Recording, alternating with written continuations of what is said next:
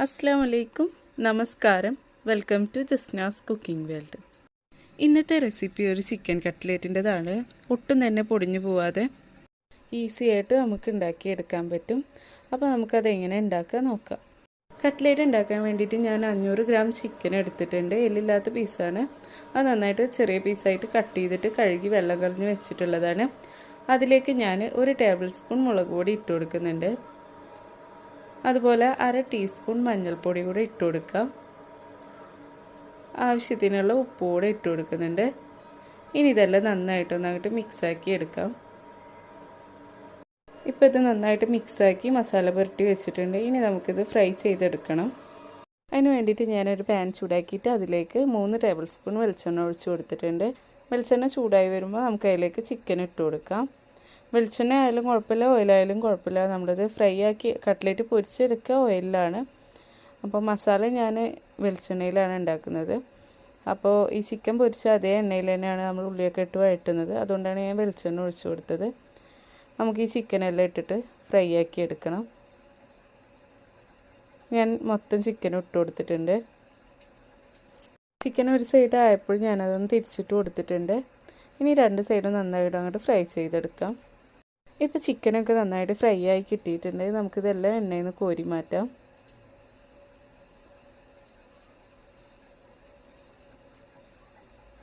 ഇതെല്ലാം ഇനി ഒന്ന് ചൂടാറിയ ശേഷം നമുക്കിതൊന്ന് മിക്സിയിലിട്ടിട്ട് ചെറുതായിട്ടൊന്ന് പൊടിച്ചെടുക്കണം. ഒരുപാട് അങ്ങോട്ട് അരിഞ്ഞു പോകരുത്, ചെറുതായിട്ട് ക്രഷ് ചെയ്തെടുത്താൽ മതി ചൂടാറിയിട്ട്. ഇനി ഇതേ എണ്ണയിലേക്ക് ഞാനൊരു 3 വലിയ ഉള്ളി ഇട്ട് കൊടുക്കുന്നുണ്ട്, കട്ട് ചെയ്തത്. ഉള്ളിയൊക്കെ നന്നായിട്ടൊന്ന് അങ്ങോട്ട് വഴറ്റിയെടുക്കാം. ഉള്ളി പെട്ടെന്ന് വഴറ്റാൻ വേണ്ടിയിട്ട് ഞാൻ അതിലേക്ക് കുറച്ച് ഉപ്പ് കൂടെ ഇട്ട് കൊടുത്തിട്ടുണ്ട്.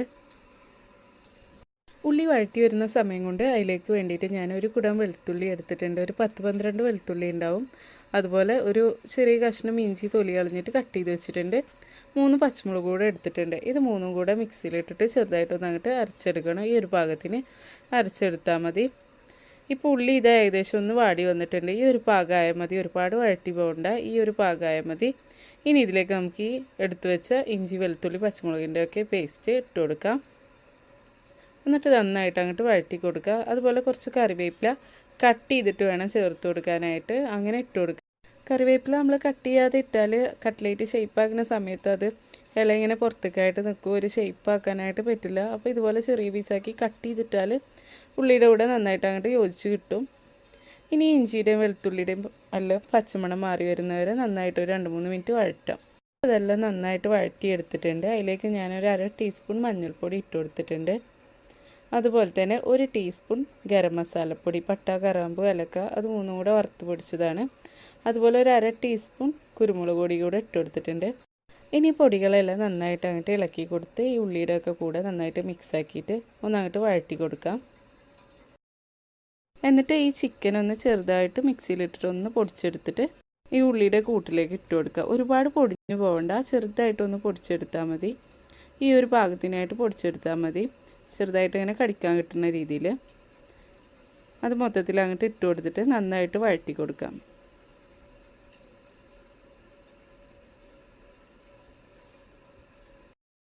ഇനി ഞാൻ ഇതിലേക്ക് കുറച്ചുകൂടെ ഉപ്പിട്ട് കൊടുക്കുന്നുണ്ട്. ഉപ്പ് കുറവാണ്. ഞാൻ പൊട്ടാറ്റോ വേവിച്ചെടുത്തിട്ടുണ്ടായിരുന്നു, അതിൽ ഉപ്പ് ഇട്ടിട്ടുണ്ടായിരുന്നില്ല. അപ്പോൾ അതിനും കൂടെ വേണ്ടിയിട്ടുള്ള ഉപ്പ് ഇട്ട് കൊടുക്കുന്നുണ്ട്. ഇനി അതെല്ലാം നന്നായിട്ട് വഴറ്റിയിട്ട് അതിലേക്ക് ഞാൻ കട്ട് ചെയ്ത് വെച്ച മല്ലിയില ഇട്ട് കൊടുത്തിട്ടുണ്ട്. കുറച്ച് മല്ലിയില ചെറുതാക്കിയിട്ട് കട്ട് ചെയ്തതാണ്. ഇതൊക്കെ ഒന്ന് നന്നായിട്ട് വഴറ്റിയ ശേഷം അതിലേക്ക് ഞാൻ 3 വലിയ പൊട്ടാറ്റോ കുറച്ച് വെള്ളം ഒഴിച്ചിട്ട് വേവിച്ചെടുത്തിട്ട് തൊലിയെല്ലാം കളഞ്ഞു വെച്ചിട്ടുള്ളതാണ്. ഇനി ഞാനിത് ഈ മസാലയുടെ ഈ കൂട്ടിലേക്ക് ഇട്ട് കൊടുക്കുകയാണ്. ഞാനിപ്പോൾ പൊട്ടാറ്റോ ഇതിലേക്ക് ഇട്ടിട്ട് അങ്ങോട്ട് ഉടച്ചെടുക്കുക ചെയ്യുന്നത്. അല്ലാന്നുണ്ടെങ്കിൽ സെപ്പറേറ്റ് ഉടച്ചിട്ട് ചേർത്ത് കൊടുത്താൽ മതി. ഇനി ഇത് നന്നായിട്ട് ഉടച്ചെടുക്കുക. ഞാനിപ്പോൾ വേവിച്ചെടുത്ത പൊട്ടാറ്റോ ആയ കാരണം ഇതിലിട്ടിട്ട് തന്നെ പെട്ടെന്ന് ഉടച്ചെടുക്കാൻ പറ്റും. അതുകൊണ്ട് ഞാൻ ഇതുപോലെ ഉടച്ചെടുക്കുകയാണ് ചെയ്യുന്നത്. അപ്പോൾ ഇതുപോലെ നമുക്ക് 3ഉം ഉടച്ചെടുക്കാം. അതിന് ശേഷം ചിക്കനെല്ലാം കൂടെ നന്നായിട്ട് അങ്ങോട്ട് മിക്സാക്കിയിട്ട് യോജിപ്പിച്ചെടുക്കാം. ചിക്കനും പൊട്ടാറ്റോ ഒക്കെ നന്നായിട്ട് അങ്ങോട്ട് മിക്സാക്കി യോജിപ്പിച്ചെടുക്കാം. ഈ സമയത്ത് ഗ്യാസ് ലോ ഫ്ലെയിമിലായിട്ട് വേണം വെക്കാനായിട്ട്, അല്ലെങ്കിൽ പെട്ടെന്ന് കരിഞ്ഞു പോവും. പൊട്ടാറ്റോ ഒക്കെ ഇട്ടിട്ട് ഇളക്കുന്ന സമയത്ത് ലോ ഫ്ലെയിമിലാക്കിയിട്ട് ഇളക്കി കൊടുക്കാം.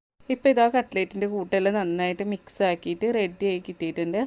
ഒരു 2-3 മിനിറ്റ് നന്നായിട്ട് അങ്ങോട്ട് ഇളക്കി കൊടുത്തിട്ട് ചെറിയ വെള്ളം എന്തെങ്കിലും ഉണ്ടെങ്കിൽ അതൊക്കെ ഒന്ന് അങ്ങോട്ട് ഡ്രൈ ആവുന്ന വരെ ഒരു 2-3 മിനിറ്റ് കൊണ്ട് തന്നെ വഴറ്റിയെടുക്കാം. ഇപ്പോൾ ഇതെല്ലാം നല്ല കറക്റ്റായിട്ട് ഇരിക്കുന്നുണ്ട്, ഉപ്പൊക്കെ പാകത്തിനുണ്ട്. ഇനി ഞാൻ ഗ്യാസ് ഓഫ് ചെയ്യാണ്. ഇനി കട്ട്ലേറ്റ് റെഡിയാക്കി എടുക്കാൻ വേണ്ടിയിട്ട് ഞാനൊരു 10 സ്ലൈസ് ബ്രെഡ് പൊടിച്ചെടുത്തിട്ടുണ്ട്, അതുപോലെ 2 കോഴിമുട്ട എടുത്തിട്ടുണ്ട്. പിന്നെ വേണ്ടത് ഞാൻ 2 ടേബിൾ സ്പൂൺ മൈദപ്പൊടി എടുത്തിട്ടുണ്ട്, അതിലേക്ക് 1 ടേബിൾ സ്പൂൺ കോൺഫ്ലവർ കൂടെ ചേർത്ത് കൊടുക്കുന്നുണ്ട്.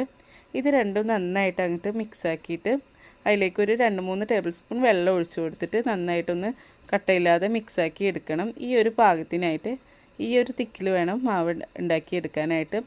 ഇതുകൂടെ ഈ മുട്ടയിലേക്ക് ചേർത്തിട്ട് നമ്മൾ കട്ട്ലേറ്റ് ഉണ്ടാക്കി എടുക്കുമ്പോൾ കട്ട്ലേറ്റ് ഒട്ടും പൊട്ടി പോവില്ല, അതുപോലെ എണ്ണയിലൊന്നും ഇട്ടാൽ എണ്ണ കുടിച്ച് പോവില്ല, നല്ല കറക്റ്റായിട്ട് തന്നെ കിട്ടും. അപ്പോൾ ഞാൻ ഈ പേസ്റ്റ് ഇതിലേക്ക് ഇട്ട് കൊടുത്തിട്ടുണ്ട്, ഈ മൈദൻ്റെ കോൺഫ്ലവറിൻ്റെ ഈ മിക്സ്. ഇനി ഇതെല്ലാം നന്നായിട്ട് അങ്ങോട്ട് മുട്ടയിൽ യോജിപ്പിച്ച് മിക്സാക്കി എടുക്കാം.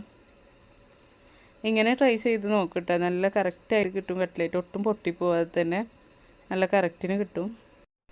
ഇപ്പോൾ ഇതാ മുട്ടയൊക്കെ നന്നായിട്ട് ബീറ്റ് ചെയ്തിട്ട് മാവെല്ലാം നന്നായിട്ട് മിക്സാക്കി എടുത്തിട്ടുണ്ട്. ഇതൊരു സൈഡിലേക്ക് മാറ്റി വെച്ചിട്ട് നമുക്ക് കട്ട്ലേറ്റ് ഷേപ്പാക്കി എടുക്കാം. ഞാനിപ്പോൾ കുറച്ച് വലിപ്പമുള്ള കട്ട്ലേറ്റാണ് ഉണ്ടാക്കുന്നത്, അതുകൊണ്ട് തന്നെ ഞാൻ കട്ട്ലേറ്റിൻ്റെ മിക്സ് കുറച്ചധികം കയ്യിലെടുത്തിട്ട് ജസ്റ്റ് ഒരു ബോൾ പോലെ ആക്കിയിട്ട് കയ്യിൽ വെച്ചിട്ട് ഇങ്ങനെ പരത്തി കൊടുത്തിട്ട് ഈ ഒരു ഷേപ്പിലാക്കി എടുക്കുന്നുണ്ട്. നമുക്ക് ഇഷ്ടമുള്ള ഷേപ്പിലാക്കി എടുക്കാം. അതുപോലെ ചെറിയ കട്ട്ലേറ്റ് ആണെന്നുണ്ടെങ്കിൽ ചെറുതാക്കിയിട്ട് ഉണ്ടാക്കിയാൽ മതി.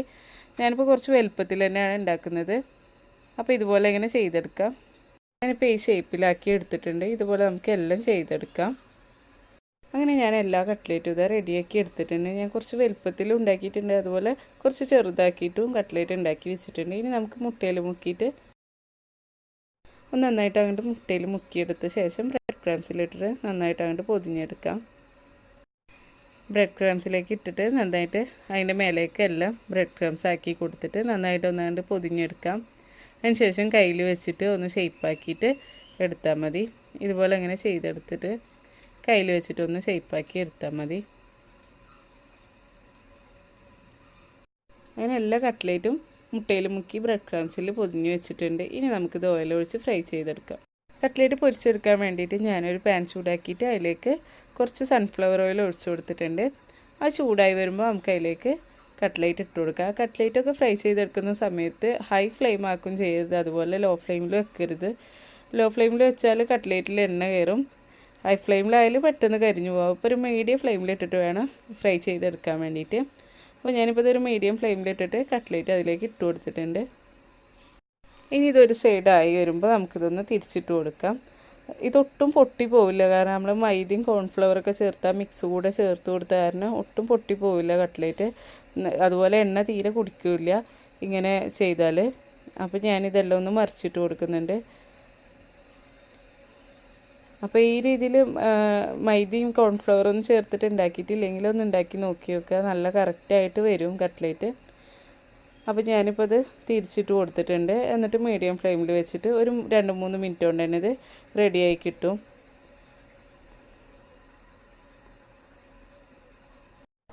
അങ്ങനെ നമ്മുടെ കട്ട്ലേറ്റ് ഇതാ കറക്റ്റ് ഫ്രൈ ആയി കിട്ടിയിട്ടുണ്ട്, നല്ല കറക്റ്റ് കളറായി വന്നിട്ടുണ്ട്. ഞാനിതെല്ലാം എണ്ണയിൽ നിന്ന് കോരി മാറ്റുന്നുണ്ട്. നല്ല പുറംഭാഗം നല്ല ക്രിസ്പി ആയിട്ട് ഇരിക്കുന്നുണ്ട്.